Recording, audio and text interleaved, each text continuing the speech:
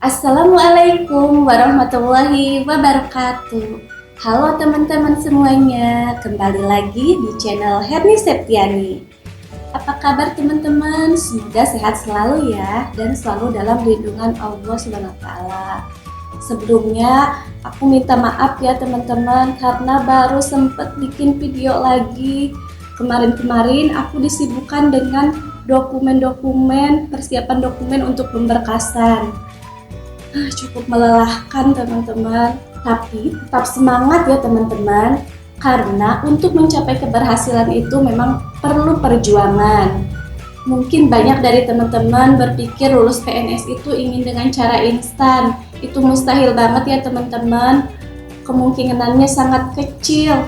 Nah, di video kali ini aku akan berbagi strategi cara belajar aku yang intinya tips untuk lulus tes CPNS. Ingin tahu tips apa saja dari aku? Tonton video ini sampai habis ya, dan jangan di skip, oke?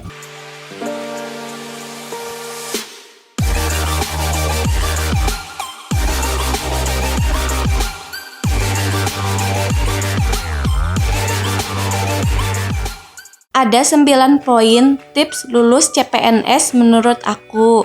Yang pertama, niat. Niat itu sangat penting. Niat itu modal pertama ya teman-teman. Niat baik, proses baik, insya Allah hasil juga baik. Sebab niat ini bisa diibaratkan sebagai suatu pendorong atau penggerak yang ada dalam diri kita, karena tanpa niat tidak akan ada energi atau dorongan untuk melakukan suatu hal. Di tahun 2018, STR aku habis teman-teman, jadi aku gagal ikut tes CPNS. Ada rasa penyesalan ketika melihat teman-teman yang lain lulus. Harusnya aku urus STR itu jauh-jauh hari, atau mungkin bisa pakai surat keterangan dalam proses. Tapi karena aku nggak mau ribet, akhirnya asal scan aja STR yang habis itu. Alhamdulillahnya di tahun 2019 ada tes CPNS, dan saat itu aku benar-benar semangat. Aku persiapkan dokumen dan belajar jauh-jauh hari. Karena niat aku di tahun 2019 ini sungguh-sungguh ingin lulus tes CPNS. Yang kedua itu memahami tahapan seleksi penerimaan CPNS. Bagi teman-teman yang baru pertama kali mengikuti tes CPNS, wajib memahami tahapan-tahapan seleksi penerimaan CPNS ya. Dan bagi yang sudah berpengalaman mengikuti tes CPNS, mari kita sedikit merefresh ingatan tentang tahapan seleksi CPNS. Mulai dari registrasi, kemudian seleksi kompetensi dasar, dan yang ketiga SKB, seleksi kompetensi bidang, dan yang terakhir pemberkasan. Registrasi merupakan pendaftaran awal di situs resmi BKN. Di sini nanti teman-teman akan diarahkan untuk mengisi identitas diri. Setelah melakukan pengisian data diri, kita diarahkan untuk memasukkan dokumen-dokumen yang diminta oleh situs BKN. Adapun dokumen yang perlu disiapkan adalah pas foto berlatar belakang merah dan berpakaian rapi, KTP, KK atau kartu keluarga, ijazah, transkrip nilai, STR, surat tanda registrasi bagi tenaga kesehatan, kemudian surat lamaran, dan surat akreditasi kampus. Kemudian berkas-berkas ini di-scan untuk nantinya diunggah di situs resmi SSCN BKN. Nah teman-teman, persiapkan dari sekarang ya berkas-berkasnya agar nantinya dapat memudahkan teman-teman.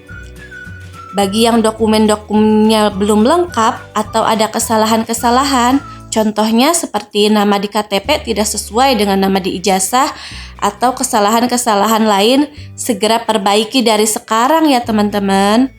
Nah, tahap selanjutnya SKD. SKD itu merupakan seleksi kemampuan dasar. Setelah lolos tahap registrasi, teman-teman akan lanjut ke tahap SKD. Tahap SKD merupakan tahap seleksi kemampuan dasar yang dilakukan secara CAT.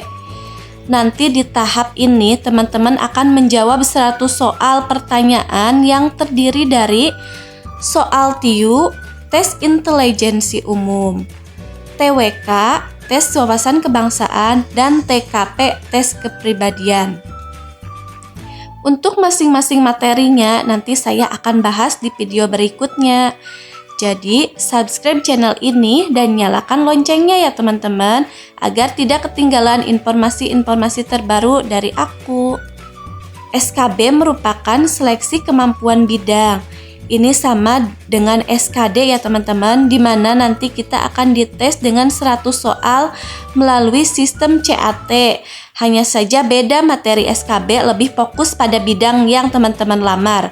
Misalnya, teman-teman melamar sebagai guru, maka soal-soalnya meliputi wawasan tentang keguruannya. Apabila teman-teman melamar sebagai tenaga kesehatan, maka soal-soalnya meliputi soal-soal tentang kesehatan. Jadi sesuai profesi masing-masing dilamar ya teman-teman. Seperti apa soal-soalnya nanti akan saya bahas di video berikutnya. Kemudian tahap pemberkasan. Setelah teman-teman lulus SKB dengan nilai integrasi kelulusan, maka teman-teman wajib mempersiapkan pemberkasan, mengumpulkan dokumen-dokumen yang diminta oleh BKN. Sama halnya pada saat teman-teman melakukan pemberkasan di tahap registrasi. Hanya saja di tahap pemberkasan ini dokumen-dokumen yang diminta oleh BKN lebih lengkap lagi. Nantinya akan saya jelaskan secara detailnya ya teman di video berikutnya. Apa saja yang diminta untuk tahap pemberkasan ini. Poin yang ketiga yaitu memilih instansi yang sedikit peminat. Di tahun 2018, pelamar yang melamar di suatu instansi itu dapat dilihat beberapa jumlah pelamarnya sebelum kita memilih instansi yang akan dilamar. Namun di tahun 2019 kemarin, pelamar di suatu instansi tidak dapat dilihat berapa jumlahnya. Perlu diperhatikan ya teman-teman, apabila diketahui jumlah pelamar sebelum kita memilih instansi yang akan dilamar, seperti di tahun 2018, ada baiknya teman-teman memilih instansi yang pelamarnya sedikit. Ini untuk memudahkan agar peluang lulus CPNS lebih besar. Dan poin keempat yaitu minta restu kedua orang tua.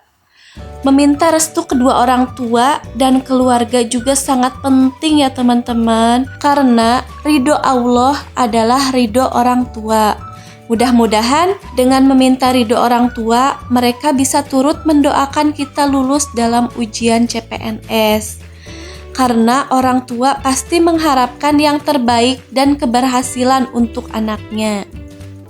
Poin yang kelima, jangan belajar mendadak atau sistem kebut semalam. Nah, ini biasanya yang sering membuat kita gagal dalam ujian CPNS. Karena tidak mempersiapkan diri dengan baik jauh-jauh hari. Biasanya karena rasa malas yang membuat kita berpikir, nanti aja belajarnya, waktu ujiannya juga masih lama.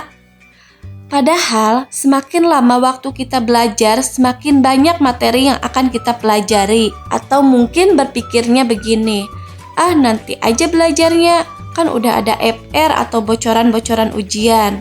Nah, pengalaman kemarin ujian CPNS 2019, tidak semua FR atau bocoran soal ujian itu keluar pada tes SKD atau SKB.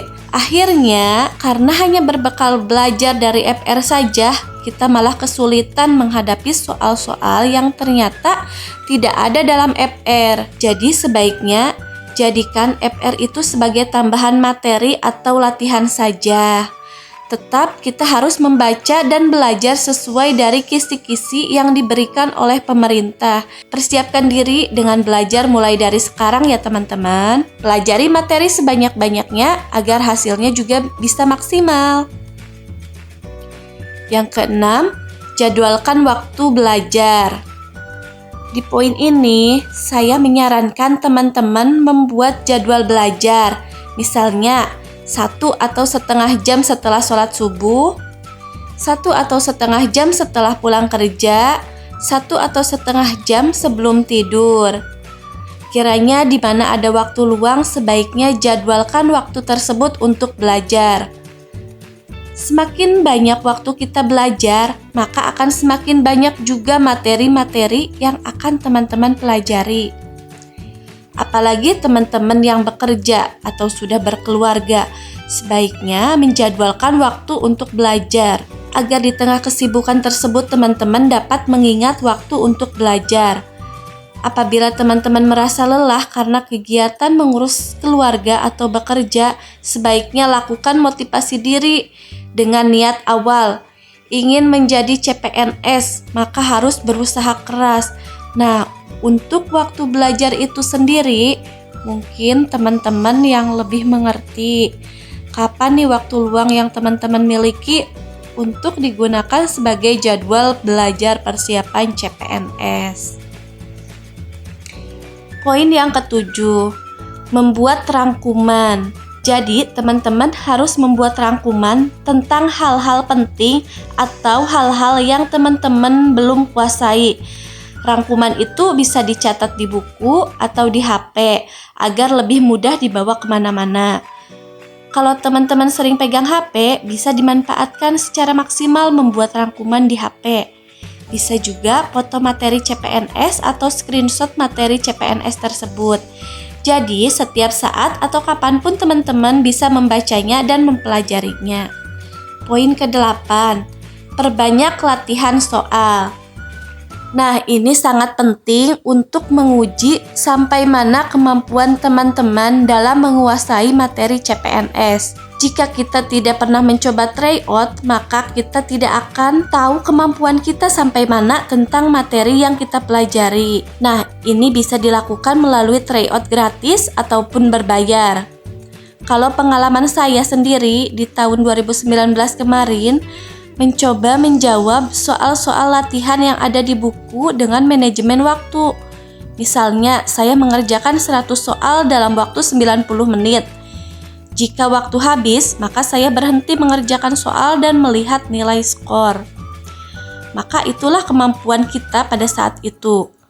Dengan demikian, kita bisa mengambil pelajaran kekurangan saya di sini dan saya terus memperluas lagi membaca materi-materi CPNS. Atau ternyata saya mengerjakan soal itu lama di bagian ini sehingga saya harus antisipasi jangan sampai waktu habis hanya karena menjawab soal bagian ini.